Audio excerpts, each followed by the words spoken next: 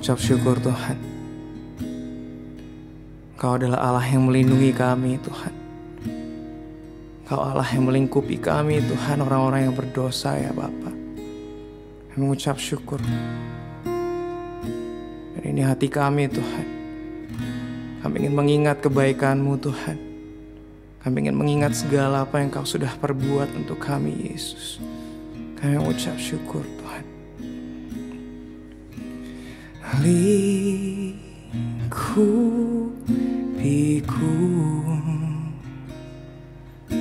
dengan sayap-Mu, naungiku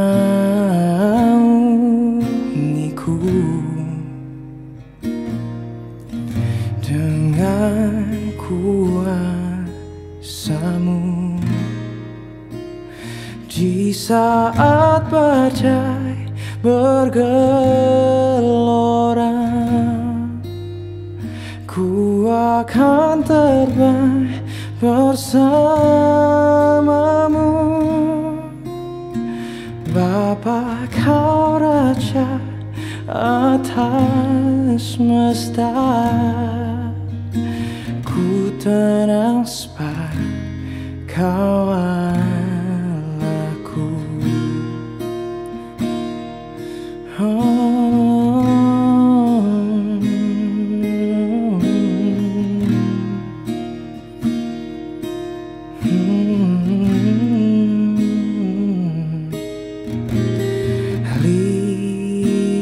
Lingkupiku dengan sayap-Mu,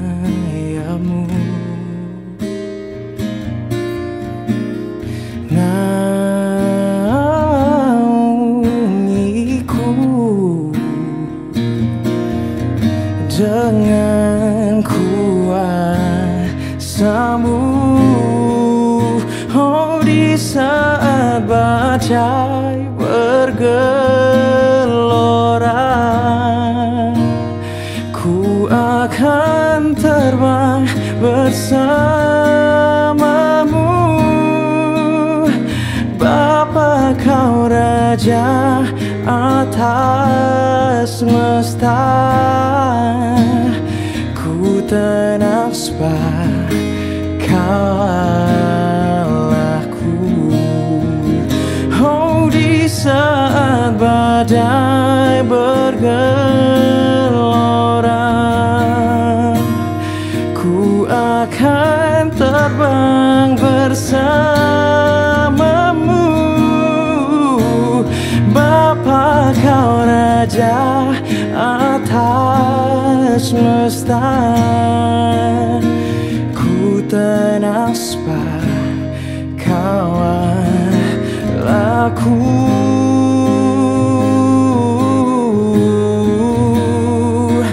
Ku tenang sebab Kau Allahku. Kau Raja yang baik, yang melindungiku dari segala mara bahaya.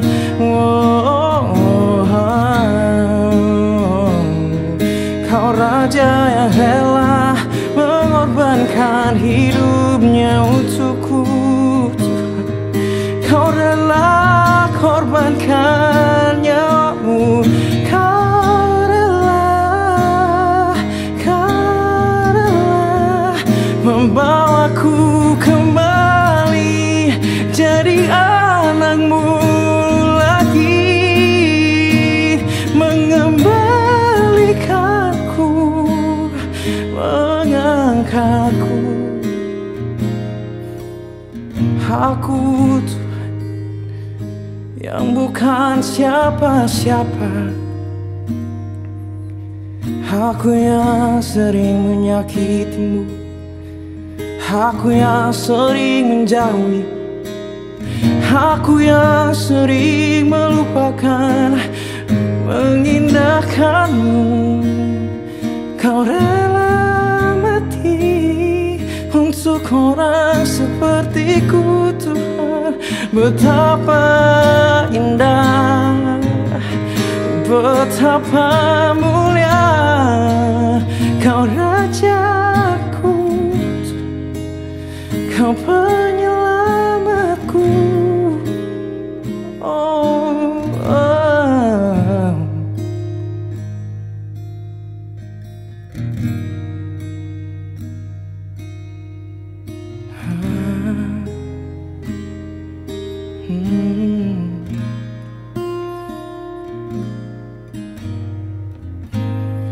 Siapakah aku ini, Tuhan?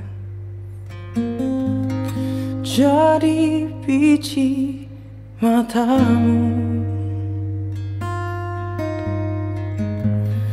Dengan apa kan ku balas, Tuhan, selain puji dan sembah Kau?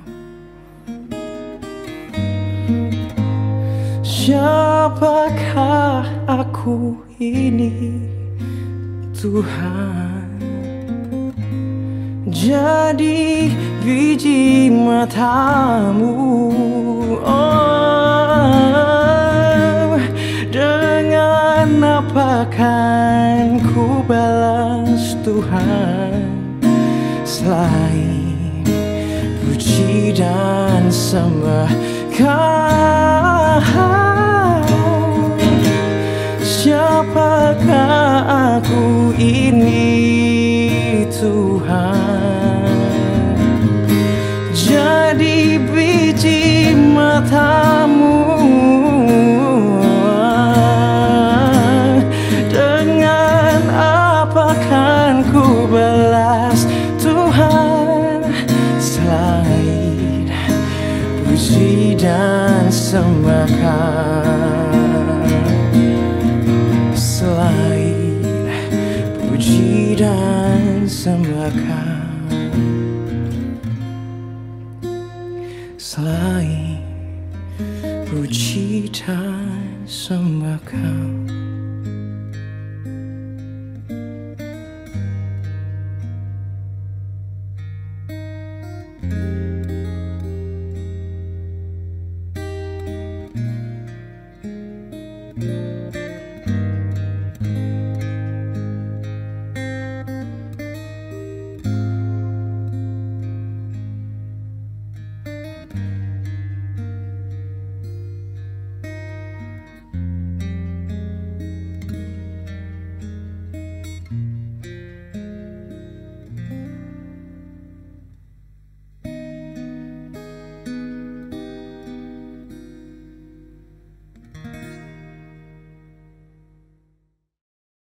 Shalom saudara, kembali bertemu dengan saya. Kali ini renungan yang saya bawakan judulnya adalah Apakah Tuhan perlu dilayani?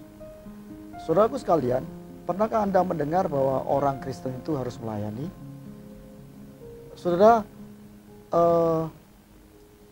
apakah benar Tuhan itu perlu dilayani?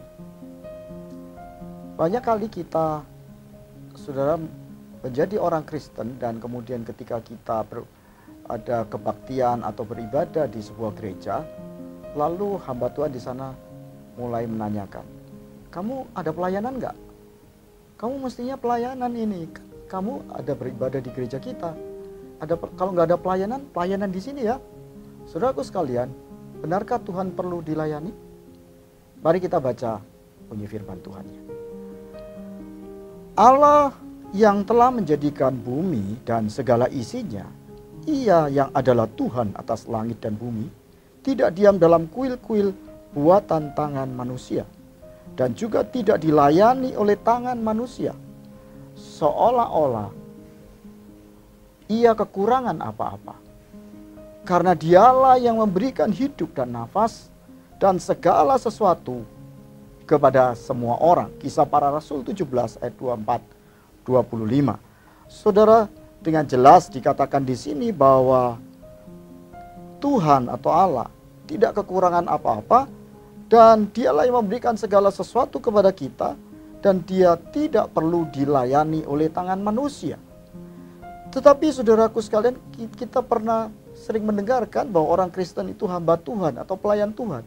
Hal ini benar-benar berkonotasi bahwa sepertinya kita itu harus melayani Tuhan. Benarkah kita ini harus melayani Tuhan? Saudara, sekali lagi bahwa kita ini akan melecehkan Tuhan kalau sepertinya Tuhan itu butuh pelayanan kita. Karena Tuhan gak butuh, dia bisa melayani dirinya sendiri. Lalu mengapa kita harus melayani Tuhan? Saudaraku, sesungguhnya kita harus mengerti bahwa ketika kita percaya kepada Tuhan, kita tidak dijadikan pelayannya.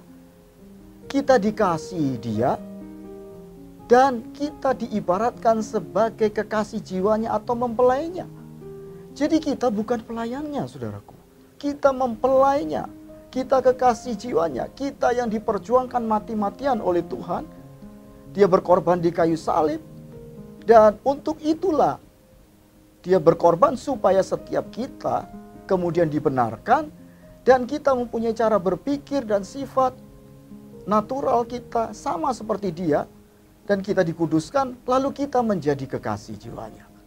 Nah, itu sebabnya saudaraku sekalian, ketika kita sadar bahwa dia begitu sangat mengasihi kita, dia sudah berkorban dan mengasihi kita terlebih dahulu, maka saudaraku sekalian, kasih yang daripada Tuhan itu seharusnya mendorong kita untuk kemudian kita berbuat sesuatu yang positif untuk namanya dimuliakan. Kita mulai melayani Tuhan. Melalui kita melayani orang-orang yang Tuhan taruh di sekitar kita.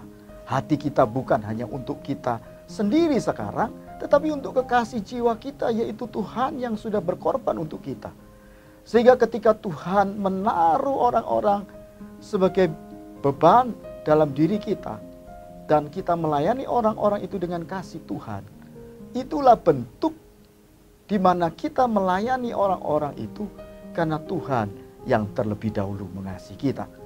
Jadi saudara, pelayanan kita yang kita lakukan baik di gereja, untuk orang-orang di sekitar kita yang saat kita di dunia ini adalah sebuah bentuk bukan keterpaksaan, juga bukan sebuah bentuk timbal balik, karena Tuhan sudah mencintai dan melayani kita. Bukan timbal balik itu, saudaraku sekalian, bukan supaya kita diberkati lebih, bukan supaya hidup kita kemudian, saudaraku sekalian, Tuhan memberikan pahala dalam hidup kita. No, saudara, dalam hubungan suami istri nggak ada seperti itu. Dalam cinta kasih nggak ada itu. Ketulusan kasih Tuhanlah yang menggerakkan kita kemudian membalas cintanya dengan kita mencintai orang lain. Seseorang tidak bisa memberi sebelum dia punya. Ketika kita punya kasih Tuhan, maka kita bisa melayani orang lain dengan kasih Tuhan. Dan itulah sebabnya saudaraku sekalian, kemudian di dalam gereja saya tidak pernah menyuruh orang-orang untuk melayani, tapi biarlah hati kita dibuka untuk Tuhan sendiri yang mendorong kita punya kasih dan melayani Tuhan. Semoga semua Anda digerakkan oleh kasih Tuhan untuk melayaninya.